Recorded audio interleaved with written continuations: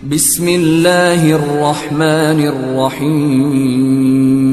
سالم بن عبداللہ نے اپنے باپ عبداللہ بن عمر رضی اللہ تعالی عنہ سے روایت کیا ہے کہ رسول اللہ صلی اللہ علیہ وسلم نماز شروع کرتے وقت اپنے دونوں ہاتھوں کو مونڈھوں تک اٹھاتے، اسی طرح جب رکوع کے لیے اللہ اکبر کہتے اور جب اپنا سر رکوع سے اٹھاتے تو دونوں ہاتھ بھی اٹھاتے، اور رکوع سے سر مبارک اٹھاتے ہوئے سمع اللہ لمن حمدہ ربنا ولک الحمد کہتے تھے۔ سجدے میں جاتے وقت رفع یدین نہیں کرتے تھے۔ صحیح بخاری حدیث نمبر 735۔ سالم بن عبداللہ بن عمر نے عبداللہ بن عمر رضی اللہ تعالیٰ عنہ سے خبر دی، انہوں نے بتلایا کہ میں نے رسول اللہ صلی اللہ علیہ وسلم کو دیکھا کہ جب آپ نماز کے لیے کھڑے ہوئے تو تکبیر تحریمہ کے وقت آپ نے رفع یدین کیا، آپ کے دونوں ہاتھ اس وقت مونڈھوں تک اٹھے، اور اسی طرح جب آپ رکوع کے لیے تکبیر کہتے اس وقت بھی رفع یدین کرتے، اور جب رکوع سے سر اٹھاتے اس وقت بھی کرتے۔ اس وقت آپ کہتے سمع اللہ لمن حمدہ، البتہ سجدے میں آپ رفع یدین نہیں کرتے تھے۔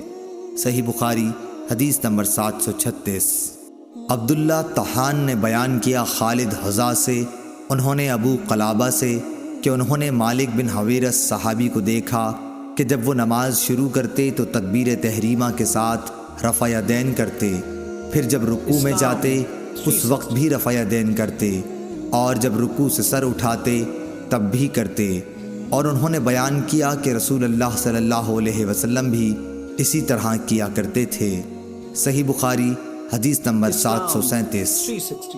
عبداللہ بن عمر رضی اللہ تعالی عنہ نے کہا کہ میں نے نبی صلی اللہ علیہ وسلم کو دیکھا کہ آپ نماز تکبیر تحریمہ سے شروع کرتے اور تکبیر کہتے وقت اپنے دونوں ہاتھوں کو مونڈھوں تک اٹھا کر لے جاتے، اور جب رکوع کے لیے تکبیر کہتے تب بھی اسی طرح کرتے، اور جب سمع اللہ لمن حمدہ کہتے تب بھی اسی طرح کہتے، اور ربنا ولک الحمد کہتے۔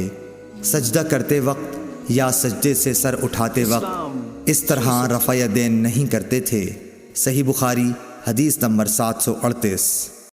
عبید اللہ عمری نے نافع سے بیان کیا کہ عبداللہ بن عمر رضی اللہ تعالی عنہ جب نماز میں داخل ہوتے تو پہلے تکبیر تحریمہ کہتے اور ساتھ ہی رفع یدین کرتے، اس طرح جب وہ رکوع کرتے تب، اور جب سمع اللہ لمن حمدہ کہتے تب بھی دونوں ہاتھوں کو اٹھاتے، اور جب قعدہ اولیٰ سے اٹھتے تب بھی رفع یدین کرتے۔ آپ نے اس فعل کو نبی کریم صلی اللہ علیہ وسلم تک پہنچایا کہ حضرت صلی اللہ علیہ وسلم اسی طرح نماز پڑھا کرتے تھے۔ صحیح بخاری حدیث نمبر 739۔ امام مالک رحمۃ اللہ علیہ نے ابو حازم بن دینار سے، انہوں نے سہل بن سعد رضی اللہ تعالی عنہ سے روایت کیا ہے کہ لوگوں کو حکم دیا جاتا تھا کہ نماز میں دایاں ہاتھ بائیں کلائی پر رکھیں۔ ابو حازم بن دینار نے بیان کیا کہ مجھے اچھی طرح یاد ہے کہ آپ اسے رسول اللہ صلی اللہ علیہ وسلم تک پہنچاتے تھے۔ اسماعیل بن ابی اویس نے کہا یہ بات حضرت صلی اللہ علیہ وسلم تک پہنچائی جاتی تھی، یوں نہیں کہا کہ پہنچاتے تھے۔ صحیح بخاری حدیث نمبر 740۔ حضرت ابو ہریرہ رضی اللہ تعالیٰ عنہ سے روایت ہے کہ رسول اللہ صلی اللہ علیہ وسلم نے فرمایا کیا تم سمجھتے ہو کہ میرا منہ ادھر قبلے کی طرف ہے؟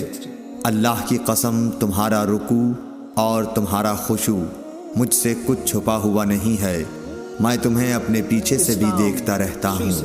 صحیح بخاری حدیث نمبر 741۔ شعبہ نے بیان کیا، کہا کہ میں نے قتادہ سے سنا، وہ انس بن مالک رضی اللہ تعالی عنہ سے بیان کرتے تھے، اور وہ نبی کریم صلی اللہ علیہ وسلم سے کہ آپ نے فرمایا رکوع اور سجود پوری طرح کیا کرو، اللہ کی قسم میں تمہیں اپنے پیچھے سے بھی دیکھتا رہتا ہوں۔ یا اس طرح کہا کہ پیٹھ پیچھے سے جب تم رکوع کرتے ہو اور سجدہ کرتے ہو تو میں تمہیں دیکھتا ہوں۔ صحیح بخاری حدیث نمبر 742۔ حفص بن عمر نے بیان کیا، انہوں نے کہا کہ ہم سے شعبہ نے قتادہ رضی اللہ تعالی عنہ کے واسطے سے بیان کیا، انہوں نے حضرت انس رضی اللہ تعالی عنہ سے کہ نبی کریم صلی اللہ علیہ وسلم اور ابو بکر اور عمر رضی اللہ تعالی عنہ نماز میں قرأت الحمدللہ رب العالمین سے شروع کرتے تھے۔ صحیح بخاری حدیث نمبر 743۔ ابو ذرا نے کہا کہ ہم سے ابو ہریرہ رضی اللہ تعالی عنہ نے بیان کیا، انہوں نے فرمایا کہ رسول اللہ صلی اللہ علیہ وسلم تکبیر تحریمہ اور قرأت کے درمیان تھوڑی دیر چپ رہتے تھے۔ ابو ذرا نے کہا میں سمجھتا ہوں ابو ہریرہ رضی اللہ تعالی عنہ نے یوں کہا، یا رسول اللہ آپ پر میرے ماں باپ فدا ہوں، آپ اس تکبیر اور قرأت کے درمیان کی خاموشی کے بیچ میں کیا پڑھتے ہیں؟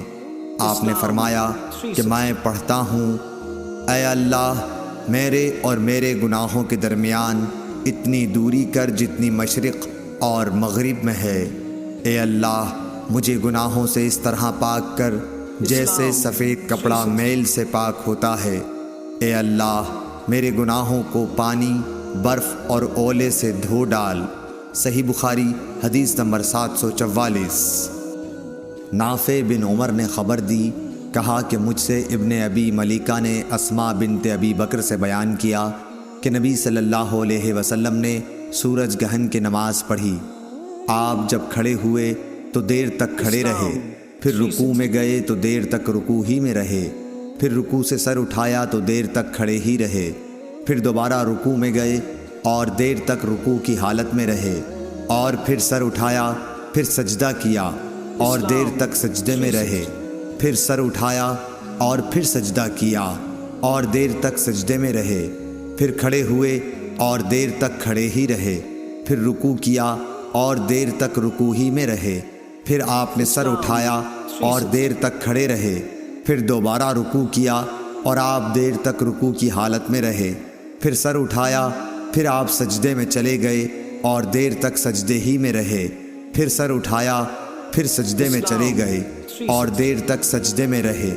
جب نماز سے فارغ ہوئے تو فرمایا کہ جنت مجھ سے اتنی نزدیک ہو گئی تھی کہ اگر میں چاہتا تو اس کے خوشوں میں کوئی خوشہ تم کو توڑ کر لا دیتا، اور مجھ سے دوزخ بھی اتنی قریب ہو گئی تھی کہ میں بول پڑا کہ میرے مالک میں تو اس میں سے نہیں ہوں۔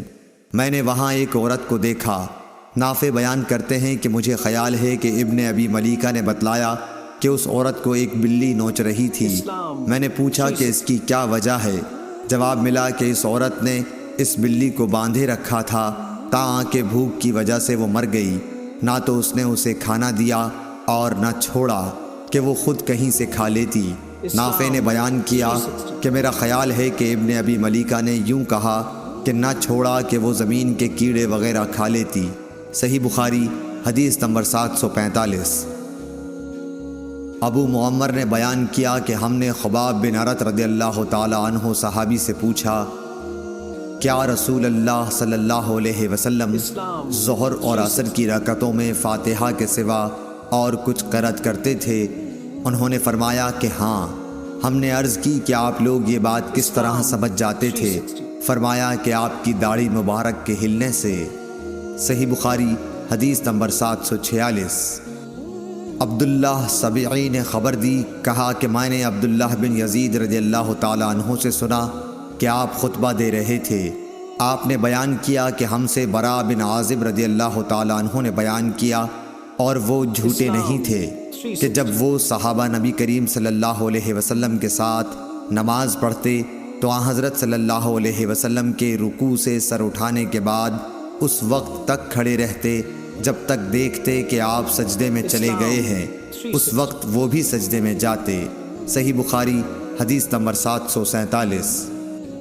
امام مالک نے زید بن اسلم سے بیان کیا، انہوں نے عطا بن یسار سے، انہوں نے عبداللہ بن عباس رضی اللہ تعالی عنہ سے، انہوں نے فرمایا کہ نبی کریم صلی اللہ علیہ وسلم کے عہد میں سورج گہن ہوا تو آپ نے گہن کی نماز پڑھی۔ لوگوں نے پوچھا کہ یا رسول اللہ، ہم نے دیکھا کہ نماز میں آپ اپنی جگہ سے کچھ لینے کو آگے بڑھے تھے، پھر ہم نے دیکھا کہ کچھ پیچھے ہٹے۔ آپ نے فرمایا کہ میں نے جنت دیکھی تو اس میں سے ایک خوشہ لینا چاہا، اور اگر میں لے لیتا تو اس وقت تک تم اسے کھاتے رہتے جب تک دنیا موجود ہے۔ صحیح بخاری حدیث نمبر 748۔